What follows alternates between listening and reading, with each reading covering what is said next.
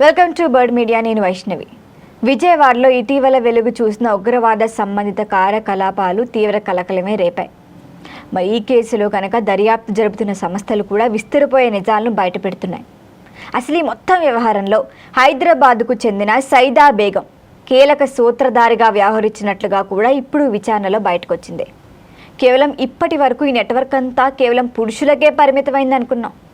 కానీ ఇందులో అందరూ విస్తరిపోయేలా మహిళల్ని కూడా భాగస్వామ్యం చేస్తూ చివరికి వాళ్ళని కూడా ఉగ్రవాదం వైపు మళ్లించేందుకు జరుగుతున్న కుట్రలే ఇప్పుడు తెలుగు రాష్ట్రాల్లో ప్రకంపనలు సృష్టిస్తున్నాయి.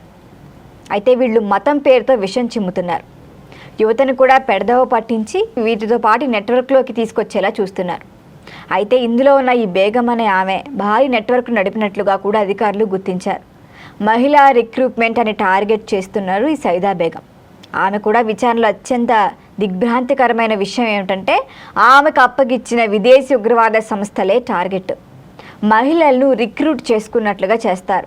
వారిని చివరికి జిహాదీ మార్గంలోకి తీసుకురావటమే ఈ బేగం అనే ఆమె ప్రధాన కర్తవ్యం. అయితే ఇప్పటి వరకు ఆమె తక్కువలో తక్కువ 42 మంది యువతులను తన వలలో వేసుకున్నట్లుగా సమాచారం ఇచ్చింది. వీరికి మదర్సా ముసుగులో ప్రాథమిక మత శిక్షణ ఇస్తారు. ఆ శిక్షణ పూర్తయిన తర్వాత ఆయుధ విద్యపై అవగాహన కల్పిస్తారు. అంటే ఆయుధాలు ఎలా వాడాలి, వాటి యూసేజ్ ఎలా ఉంటుంది అనే ప్రణాళికలు కూడా ఆమె రూపొందిస్తుంది. కేవలం ఆలోచనతోనే ఆపట్లేదు, క్షేత్రస్థాయిలో వాళ్ళని సిద్ధం చేసేందుకు కూడా వాళ్ళపైన క్యాంపస్లు నిర్వహించి సన్నాహాలు చేయటం కూడా ఆమె పని. అయితే కవాటీన్ వాట్సాప్ గ్రూప్ వీళ్ళు ఏకంగా సాంకేతికతనే వాడేసుకుంటున్నారు. సైదా బేగం తన కార్యకలాపాలను అత్యంత రహస్యంగా నిర్వహిస్తోందట. కవాటీన్ పేరుతో ప్రత్యేకంగా ఒక వాట్సాప్ గ్రూప్ని ఏర్పాటు చేస్తారు. అందులో యువతులను అందరినీ కూడా ఇంక్లూడ్ చేసుకుంటారు. అందులోనే జిహాదీ సిద్ధాంతాలను నూరిపోస్తూ ఉంటారు.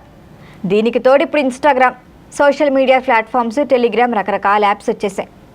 ఏకంగా ఇన్స్టాగ్రామ్లో కూడా 40కి పైగా నకిలీ అకౌంట్లు నిర్వహిస్తూ కూడా విద్వేషపూరిత వీడియోలు షేర్ చేస్తుంది ఈమె.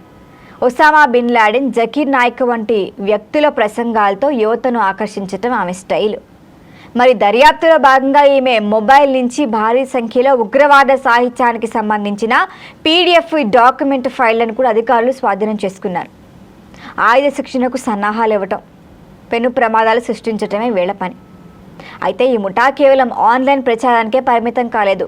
మతపరమైన బోధనలు ఏవైతే ఉంటాయో అవన్నీ పూర్తయిన తర్వాత ఎంపిక చేసిన మహిళలకు వెపన్ ట్రైనింగ్ ఇవ్వాలి.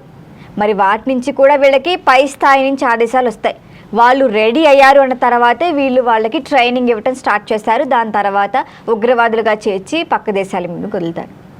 మరి యువతని పక్కదో పట్టించి ఉగ్రవాద బాట పట్టించి దేశ విచ్ఛిన్నకర శక్తులకు అనుకూలంగా మార్చేందుకే పెద్ద ఎత్తున నిధులు కూడా వీళ్ళకి అందినట్లుగా ఈ దర్యాప్తులో తేలింది. అయితే మంచి విషయం ఏంటంటే సకాలంలో అధికారులు అప్రమత్తమయ్యారు.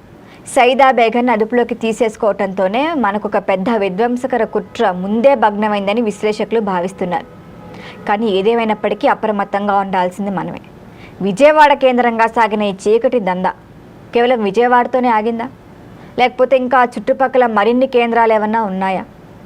మరి సామాజిక మాధ్యమాల్లో పొంచి ఉన్న ప్రమాదాలను మరొకసారి గుర్తు చేస్తోంది. అమాయక యువతని టార్గెట్గా చేసుకొని విదేశీ శక్తులు ఇలాంటి స్లీపర్ సెల్స్ ద్వారా దేశంలోనే అలజడి సృష్టిస్తున్నాయి. మరి ఉగ్రలింకుల కేసులో మరింత మంది ప్రేమే ఉన్నట్లుగా పోలీసులు అనుమానిస్తున్నారు.